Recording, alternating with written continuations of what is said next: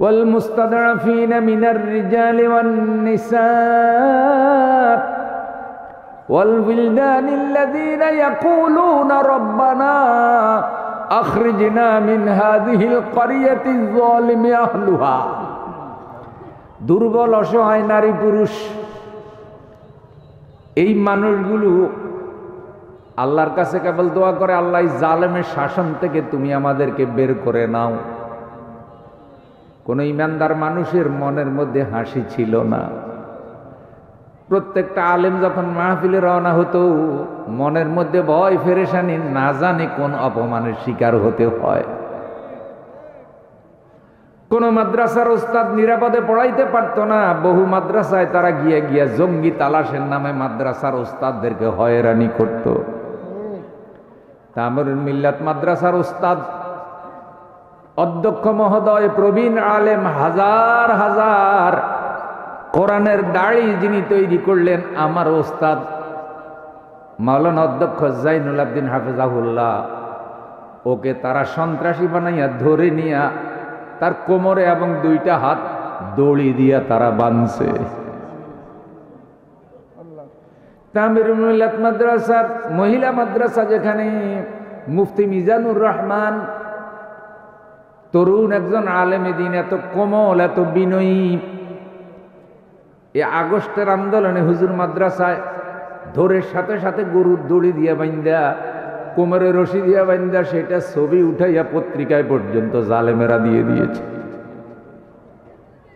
মাওলানা doctor Khalilur Rahman Madani হাফেজাহুল্লাহ আমার বন্ধু ধরে নিয়ে তাকেও দড়ি দিয়া বানছে। 5 বারের এমপি মাওলানা আব্দুস সোবহান রাহিমাহুল্লাহ 5 বার এমপি ছিলেন, একটা টাকার দুর্নীতি করেন নাই, কোটি টাকার মালিক হন নাই। এমন আলেমকে হাসপাতালের মধ্যে দড়ি দিয়ে বাঁধা রাখছে চিকিৎসার নামে। ওই জায়গায় তিনি ইন্তেকাল করেছেন। জালেমের জুলুমে নিষ্পেষিত হয়ে ওই অবস্থায় মৃত্যুবরণ করে তার লাশ বের হয়েছে। কোরআনের খাদেম আল্লামা সাঈদী রাহিমাহুল্লাহ 50 বছরের বেশি সময় কোরআনের বয়ান করলেন। বন্ধু, সারা বাংলাদেশে এখন হাজার হাজার আলেম কোরআনের বয়ান করে, বুকে হাত দিয়ে বলেন আল্লামা সাঈদীর সেই সুর, সেই মজা শ্রোতারা আর কারো বক্তার মধ্যে পায় না।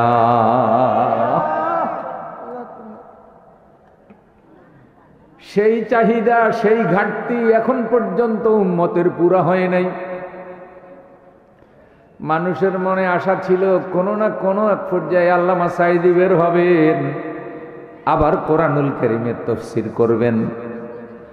কিন্তু জালেম রাষ্ট্র, ওই জালেম ভারত, ওদের পরামর্শে আল্লামা সাঈদীকে তাদের ঘোষিত শোক দিবসের মাত্র আগের রাত্রে তাকে হত্যা করা হয়েছে বলে অভিযোগ।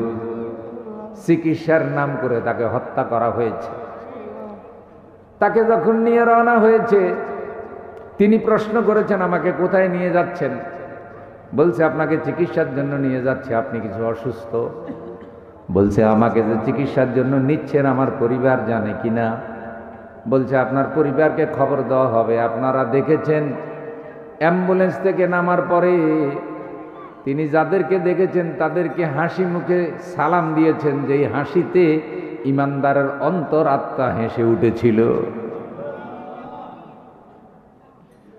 তার ছেলেরা যতবার তাকে দেখতে গিয়েছে, যখন জিজ্ঞাসা করেছেন কেমন আছেন, 13 বছরের বেশি সময় জালেমের জুলুমে যিনি বন্দিশালায় আটকানো আছেন, হেসে উঠে তিনি বলছেন আলহামদুলিল্লাহ, আল্লাহ আমাকে ভালো রেখেছেন।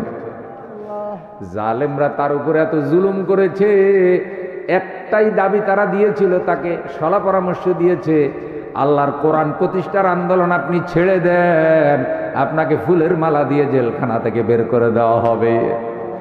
কিন্তু তার সারা জীবনের স্বপ্ন ছিল আল্লাহর কোরআন বাংলাদেশের জমিনে প্রতিষ্ঠিত করা, বাংলাদেশের সংসদে কোরআনের আইন পাশ হবে, কোরআনের আইন দিয়ে বাংলাদেশ চলবে। এই স্বপ্ন তিনি দেখেছেন, এই কারণে জালেমরা শেষ পর্যন্ত তাকে হত্যা করে ফেলেছে। এইরকম একটা অবস্থা ঠিকই আল্লাহ তাআলা আমাদেরকে দয়া করে কিছুটা মুক্ত করেছেন। লোকেরা আবেগে আপ্লুত হয়ে এটাকে বলতেছে দ্বিতীয় স্বাধীনতা, কারণ 15 বছর আমরা স্বাধীন ছিলাম না।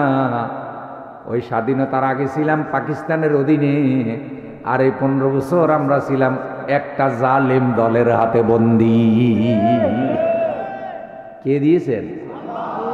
মহব্বতের সাথে পড়েন আলহামদুলিল্লাহ।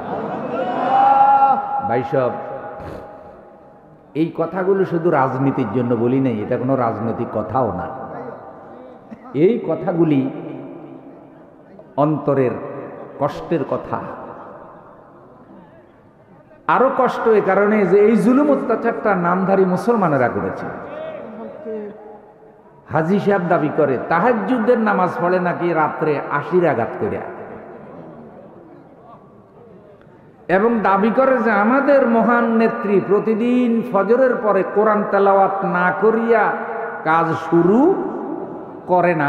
এমন একজন বুজুর্গ নেত্রীর পক্ষ থেকে এই জুলুমগুলি হওয়ার কারণে ইমানদার বড় ব্যথিত ছিল। কোন আল্লাহওয়ালা মানুষ তাদের উপরে খুশি ছিল না। তাদের উপরে যারা খুশি ছিল বেশিরভাগ জালেম আর সন্ত্রাসী।